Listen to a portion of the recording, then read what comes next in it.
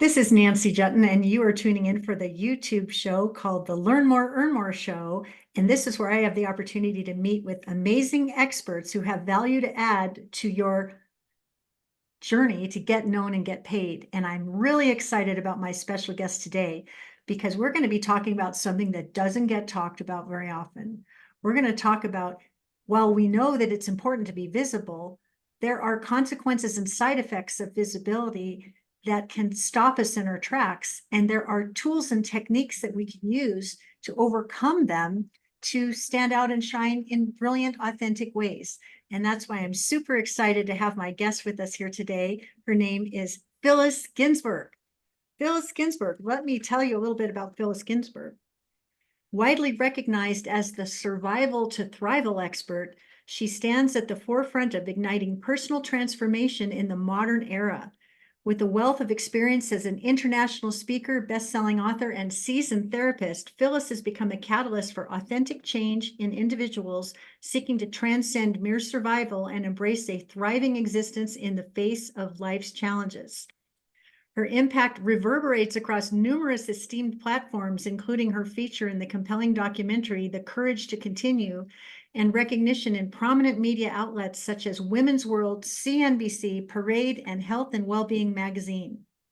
On a mission to cultivate a world where individuals no longer navigate life in survival mode, Phyllis asserts, living in survival is a stressful way to live, and we can shift that.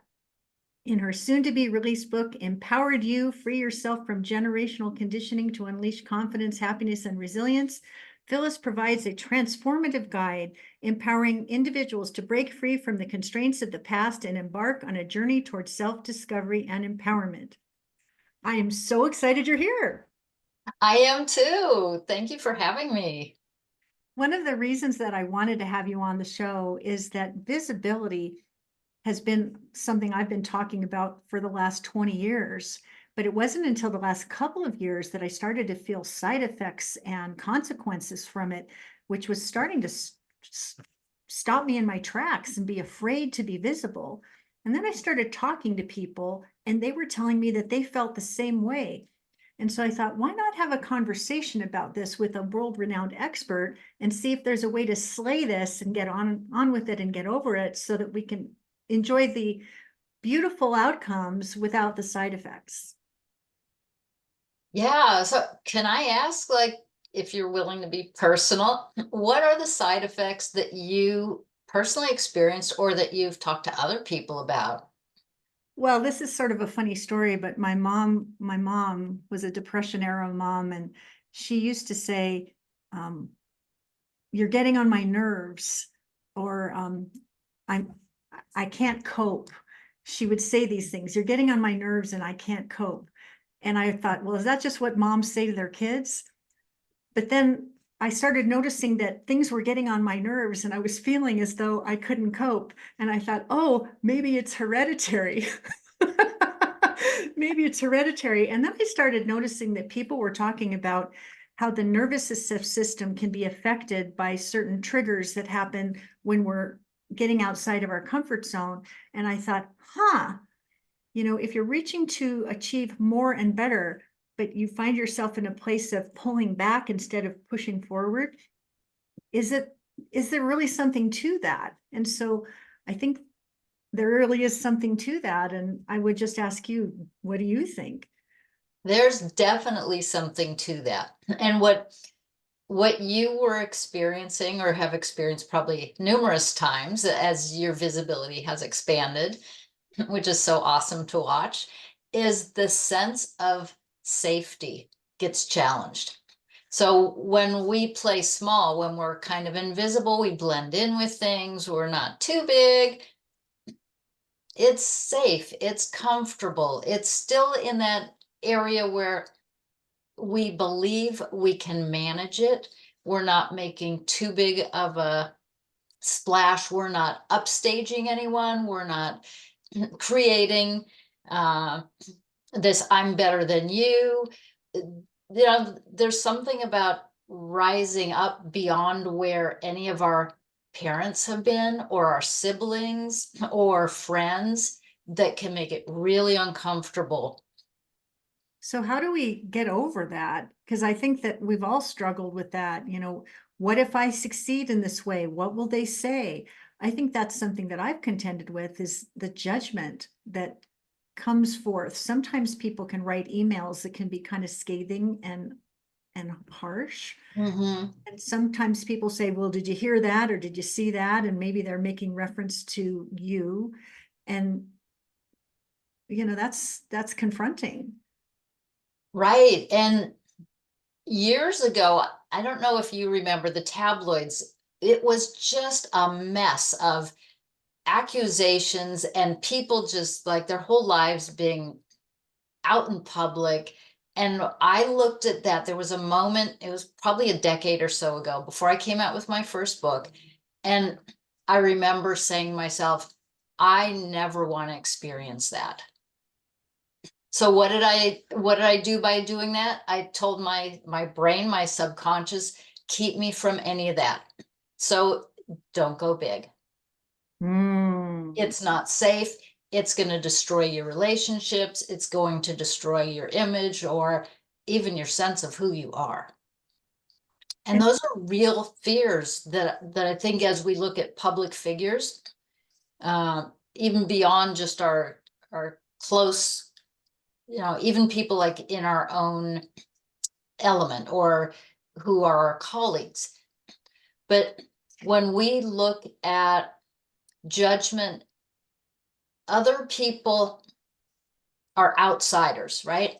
They have their own stuff. So people who have a need to judge rather than lift up and support other people have like they're cut from a different cloth. They have, right? They have their own needs and worries and fears, and maybe they're jealous or envious, right? Like they're, because they don't have that success, they have a need to damper down other people. so my question to that is, when we're in it and that's happening, we can say, oh, my logical brain says there's issues there on their other side, but the emotional side over here says, yikes. Are there methods or suggestions you have to somehow find a way to go big when the inclination is to stay small? I've found for me, when I've hit up against some of this, and for other people that I've worked with, is the more that I can remind myself of who I am and what I'm doing and what really matters to me, getting my message out, serving the people I'm here to serve. Sometimes doing that kind of a reality check, a self-talk of, okay, there's always going to be people who have something to say about something. And is that going to cause me to retreat? Or could I use that for fuel? Could I use that to remind myself that I have just as much of a right to exist and put my material out, and I have a following of however many people that I know love and adore me and the information I put out there, who are benefiting every day. And am I going to let these people take that away? No.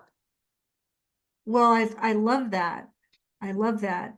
And that leads me to a question. Have you ever, I mean, is that the process that you go through when you're talking yourself down from the ledge? Have you had a personal experience with being reluctant to be visible that you overcame and had a great impact because of it? I would say in the past, like, I don't know, 12 to 14 years, since I've been knowing that I was going to be an author. I was almost done with my first book about 14 years ago. And I had never been visible per se. I could go testify in court for the court cases that I worked on as a child custody evaluator. And that didn't feel like being visible to me. That was like me showing up doing what I do.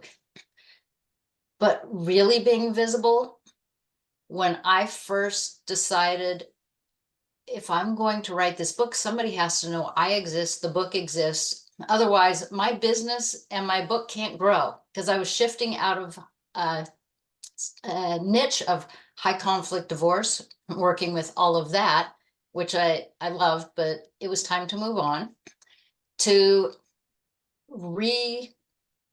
uh, almost like reinventing myself, choosing a different path as a therapist slash coach to work with people who wanted to make positive, lasting changes. And when I took speaker training, I almost quit twice.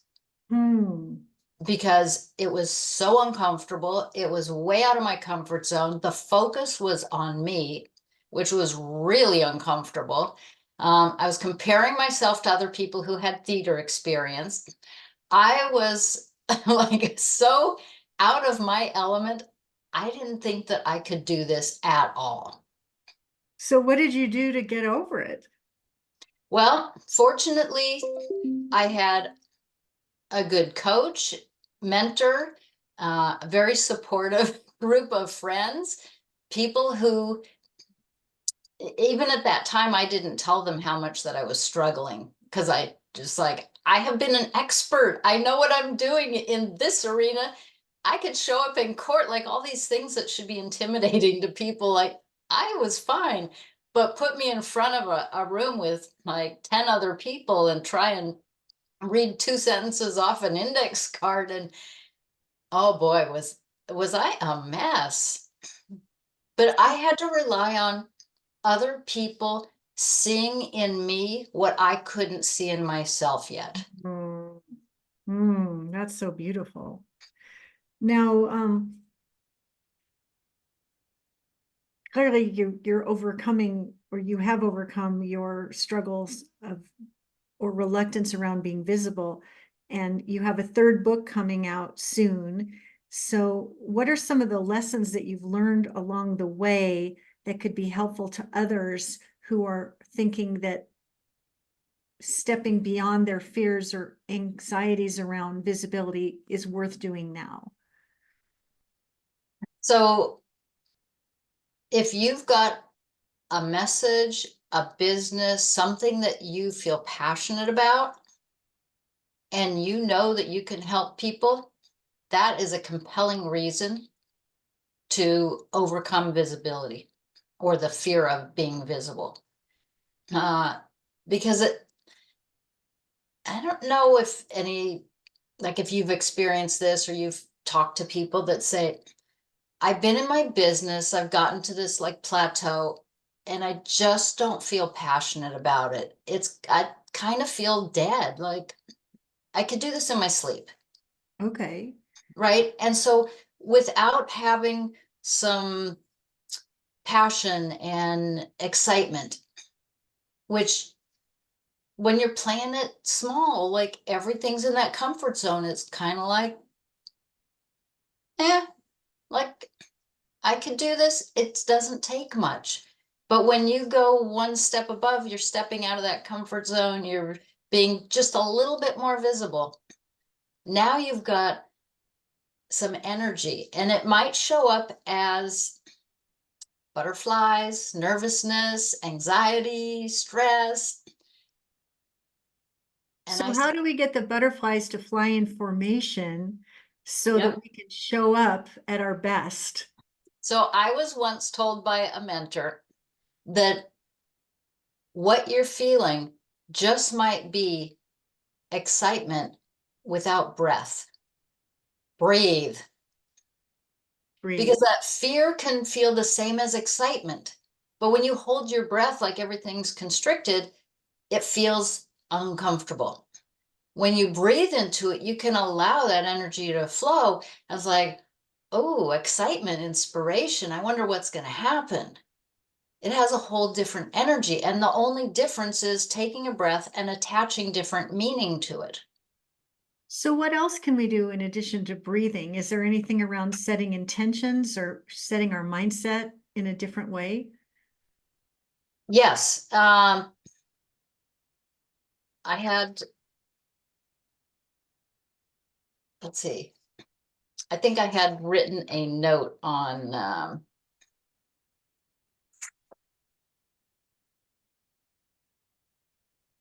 yeah, so this was the other piece that I was thinking of.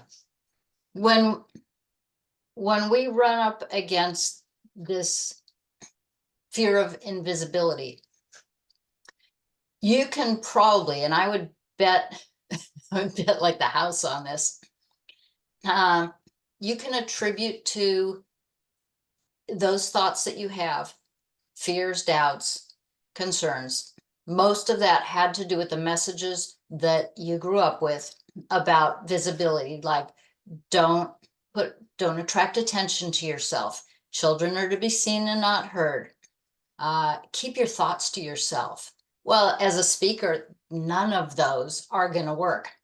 But what happens is that those thoughts are planted in your subconscious. So they're in the back running around, like trying to keep you safe, because that was the programming. But you didn't install that programming. You didn't say, yeah, I'll take that. It was not a choice, because when we are 7 years old and under, we just absorb whatever it is in our environment and we take it at face value.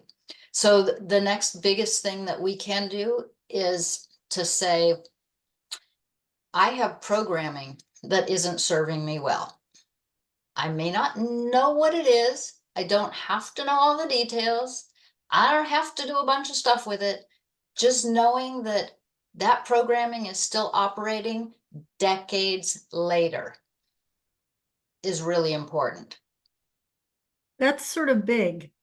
And so is there an affirmation or a meditation or something we can do or say that can help create a mindset shift in those moments?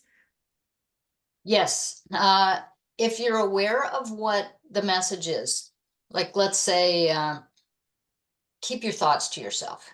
Mhm. You could take it and turn it around, and you can create an affirmation that says, my thoughts are of value to others. And really believe that, knowing that you are not 6 years old anymore. You have a wealth of knowledge, experience, and wisdom to share with others. And your 6-year-old self might feel like he or she is in there going, but that's not okay. That's not how we were raised. We should not be doing that. And your adult self will say, honey, I got this. It's okay. We're going to be just fine. Let me go do what I do. I love that. We've all gotten messages from our upbringing that might or not have been as favorable. And someone in my family was told, what are you trying to prove, trying to do all of that? Who are you trying to impress? What are you trying to prove? And it was one of those triggering questions. It was like, I'm trying to have a brilliant life. I'm not trying to prove anything, but I think it was confronting for the parent to have a kid that was so on fire, and she didn't know how to manage this kid. So her way of managing this kid was to try to squish her down. And trying to squish her down wasn't going to pay off, because she had a mind of her own, and she certainly has gone on to do many amazing things, right? That is such a common story. Yeah. Parents don't know how to deal with big emotions or a willful child. And so, I mean, back in our generation, they pretty much either beat the, the will out of you, right? And had you be like suppress everything. Yeah, well, I felt that way. My dad was an actor in Hollywood, and he needed to be the star of everything. So the only way you could navigate the household for me was to fade into the wallpaper and just be a champion for whatever he was up to, because trying to take any of the airtime for myself was certainly not acceptable. You can imagine how me being a visibility expert all these many years, how it's been, it's been an interesting journey of healing that wound and trying to be of service to others. That's been sort of a powerful transformation for me. But again, coming back to the way we started, it's confronting because sometimes instead of expanding, some of those messages come forth from wherever they've emerged, causing me to go small. And that can have side effects and consequences, right? Oh, for sure. But I think that those experiences that we get in childhood actually propel us into our biggest gift. Like, Hmm. if you didn't have all those experiences growing up and then overcoming it for you to be visible, you couldn't be doing what you're doing as effectively and as with such finesse and compassion for the people you work with. I think you're right. And I think there was someone that I met along my years of learning how to be a coach and a mentor and a trainer. His name was Jeffrey Van Dyke. And he said, out of your deepest wound in life calls forth your greatest gift to share. And when I heard it the first time, that was what I call a mic drop moment. It was like it hit me squarely between the eyes. And I think if all of us were to think about our greatest wound in life and how it could become a great gift for others, maybe there's the big why that we should be willing to work to get the butterflies to fly in formation and step up and show up and be the best message that we have to wave the flag that we're here to carry. And and yet in those moments where we're taking the stage or taking the microphone or making the offer or doing whatever, sometimes the butterflies don't fly into formation. Sometimes we don't feel grounded. Sometimes the fear of judgment or consequence is palpable. Do you have a few suggestions about what messengers can do in those clutch moments so that they can shake it off and show up? Yes, there are, I'd say, the mental things like self-talk, reminding yourself of the importance of what you're doing, the significance. Then there are body things such as taking some deep breaths. I know that you've experienced Qigong, and Qigong is another form of being able to be grounded and use your energy. There's EFT tapping. For those who aren't familiar, it's the emotional freedom technique, and you're tapping on meridian points similar to acupuncture but without needles, and that calms the fight or flight response. That response, the amygdala in the brain that says, we're not safe. Since you brought up tapping, one of our mutual colleagues and friends, Diana Needham, told me about a certain technique to use tapping to calm my nerves before taking the stage at a big event not long ago. And I told her, I said, I'm a little bit nervous. What should I do? And she said, she asked me a few questions like, what would be possible if you took the stage and served at the highest possible level? What then could happen? And she was asking me to name and claim some of these wonderful outcomes that could unfold for me. And we started putting words to some of those outcomes. And then so she demonstrated where to tap and what to do. And I thought, heck, why not? Why not give this a try? And I did that and I had a really wonderful outcome. And so I'm bringing this forth because I'm one of those practical, tactical people that sometimes might describe herself as going kicking and screaming into the um, less conventional methods of solving problems. And I think the more open I am to being receptive to these alternative ways of solving problems, the more I solve the problem and step into what's possible. And so I think that tapping is definitely something to look into further, for sure. Do you want to do a one round of tapping Well, okay, why don't you take us as through a it? demonstration? Yeah. Sure, yeah, So please. I'll lead you, and all you have to do is repeat after me. Okay, And we'll start at the eyebrow. Just everyone tuning in, just follow along. And it's the eyebrow where your eyebrow starts closest to your nose on either side of your face. okay. And you're just tapping lightly. I wonder what would happen if I brought my best self to the stage. Mm. And you'll repeat that. I wonder what would happen if I brought my best self to the stage. Side of the eye. I just might impact someone's life. I just might impact someone's life. Under the eye. Who knows all the good things that might come from this? Who knows the good things that might come from this? Under the nose. Who am I to not do this? Who am I to not do this? Mm. Chin. These people need me. These people need me. Collarbone. I have something of value to offer. I have something of value to offer. And then underarm, which is about 4 inches under the armpit. Okay.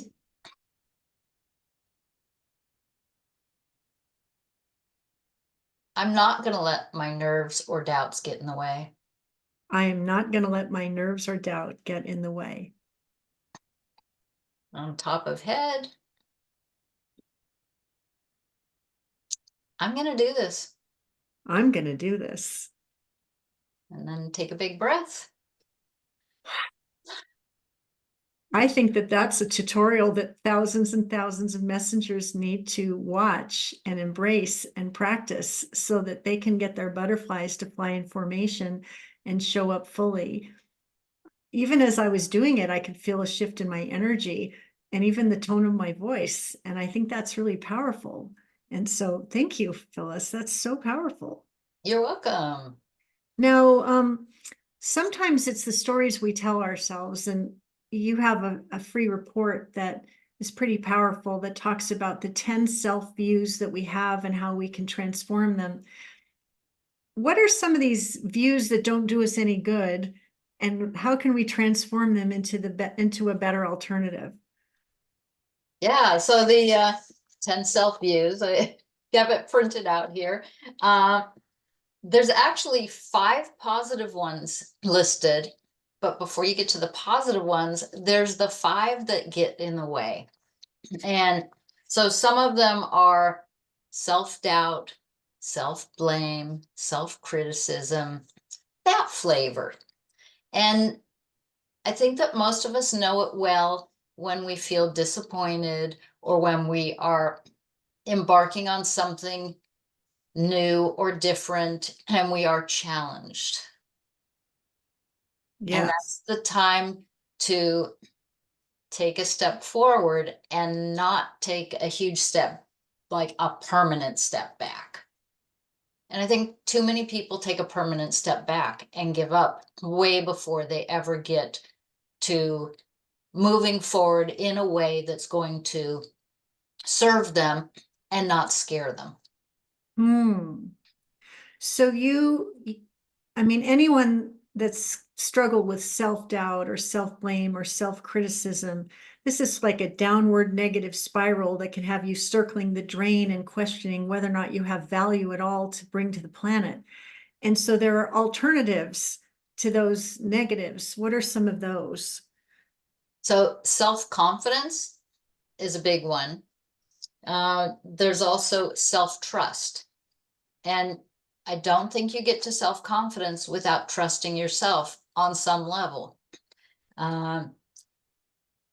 Self-compassion. Now, I can say the majority of us were not brought up and raised with self-compassion. It's not part of our society to be compassionate. But there's a lot of good research and a lot of information that is out there on the topic of self-compassion. I've written about it in my book, and I think we are definitely headed in the direction of having more self-compassion, self-respect. And self-respect isn't just about, I'm not going to let people walk all over me. Self-respect has to do with, I'm going to pursue my dreams and live my life. And we didn't get those messages either. So a lot of this is no doubt being elaborated and within the pages of your new book that's coming. Can you tell us about the new book that's coming? Because I think this is something we're going to be excited to learn more about. Yes. What is the title of it? And So oh, there there's it my proof is. copy. Oh my gosh, there it is. I know. It's called Empowered You, Free Yourself from Generational Conditioning to Unleash Confidence, Happiness, and Resilience. And what is your hope for this book? My hope is that it gets reached far and wide. I've already been I am an international author with my first book, Brain Makeover.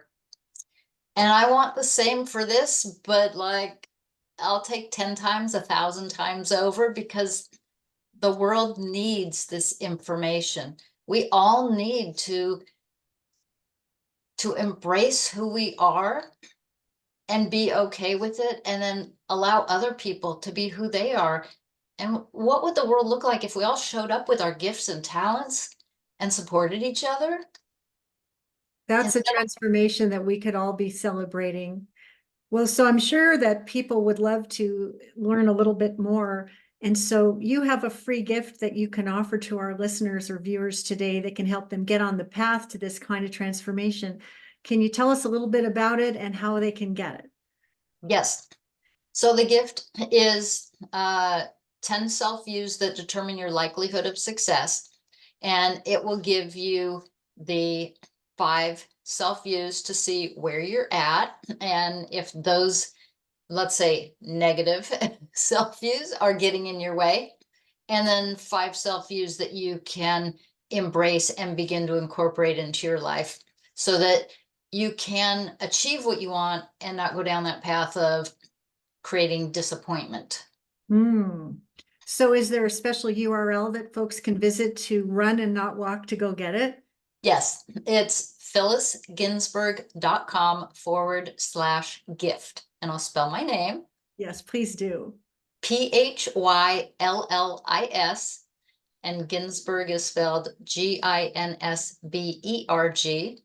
And that's phyllisginsberg.com/gift, GIFT. Very good. And I will put that in the show notes. And I hope that everyone who watches or listens to this show will be inspired to run and not walk to download that, but also to embrace all the other wisdom that you shared with us during this program. I know I speak for myself when I say that visibility can be a two-edged sword. You can soar in the spotlight, and you can also be wounded by the spotlight. And if we can learn how to use techniques like affirmations and emotional freedom technique and change the way we talk about ourselves with more self-compassion and step into what we're really here to do, I think we can all find the courage to step forward and achieve even more to make the world a better place and also affect change through the work that we get to do every day. Any parting thoughts before we close for today, Phyllis? I would say that if you want something different, if you really want to be visible, don't aim for like going miles from like here to the moon. Just take the next step. Small steps over time lead to big results. That is great wisdom. Well, Phyllis Ginsberg, a pleasure to have you on the show. I'm very honored to be on the path with you as we slay our visibility challenges and step forward with all the beautiful wisdom that you have to bring to change the world. Thank you for being my guest. If you have enjoyed today's program, please make a comment or subscribe and share the episode with others who can benefit, especially if there's anyone else out there that's been a little anxious about visibility and wants to overcome it. And I'll be sure to let you know the next time we have an amazing guest to share on the Learn More, Earn More show. So until now, until the next time, thank you for tuning in, and we will see you next time. Bye-bye for now.